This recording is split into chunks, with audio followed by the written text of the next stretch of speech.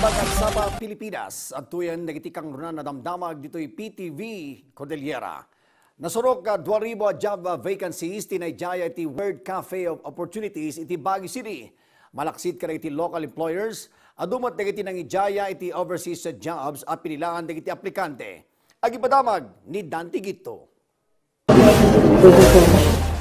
Suot ti business sa Tarna, nagturong ni Romarico iti naangay a World Cafe of Opportunities ti Technical Education and Skills Development Authority, Cordillera. Ngem, may isa kadagiti pinili na, oportunidad ijay balasiw taaw. Ang alam ko kasi mayroong mas magandang opportunity overseas para sa edad ko. Kasi I'm already 40 years old. So dito kasi parang may age limit tayo. Kaya medyo inano ko na sa overseas para makahanap naman ako ng magandang opportunity. Inaklon met ti TESDA nga adu ti oportunidad iti balasiw taaw ken kaadwan kadagitoy mangipapaay iti nangat nga to asweldo ken benefits. No pay subsuportaran ti TESDA card ti aplikasyon abroad alalukoyan dalata dagiti umili apadasen dapay dagiti trabaho iti pagilyan. Sa tingin ko naman adventurous tayo. And we have seen also kababayan natin na they did become successful because of their work overseas. Pero as much as possible, if there's possibility, if there are more jobs here in the Philippines that offers, then no need for us to go outside. Impanamnamamet ni Regional Technical Education Skills Development Committee Chairperson Councilor Betty Lourdes Tabanda, ti patas nga oportunidad para iti amin, anyaman ti edad, gender ken estado iti biag. May opportunities, kaya nga this is a cafe of opportunities. Gaya nung sinasabi ko palagi, be like a magnet. You will attract opportunities if you are trained. If you are trained and if you have the proper attitude. Kasi yung mga iba, hindi masyadong magandang attitude. Naawes matlaang iti WCO dagiti persons with disability tapno maipaayanda iti oportunidad ang makastrek iti trabaho nga awan iti diskriminasyon. Dante Gitu, para iti pagilyan.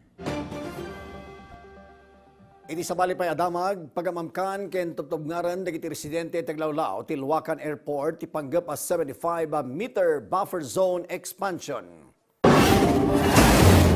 Taon 1934, anay pasdag ti Luacan Airport iti Baguio City.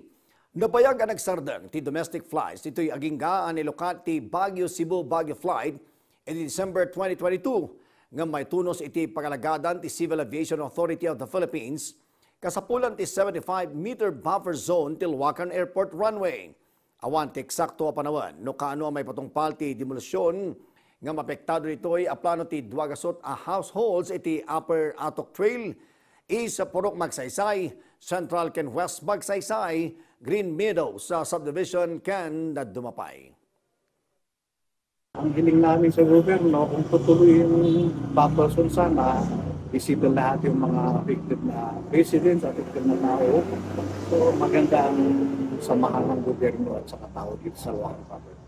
Hiling namin sa lahat na sana makumpensate namin yung gusto namin kasi nagbigay naman kami ng mga require sa amin kung magkano yung value ng property. So hinihintay namin hanggang ngayon ang response. So, hindi ibig sabihin na naandun yung requirement agad-agad na maitupad kasi maraming apektado na community. Yun ang isang ano natin, and then yung pondo saan sila, for example, saan sila may i-relocate just in case na mangyari yung ganun.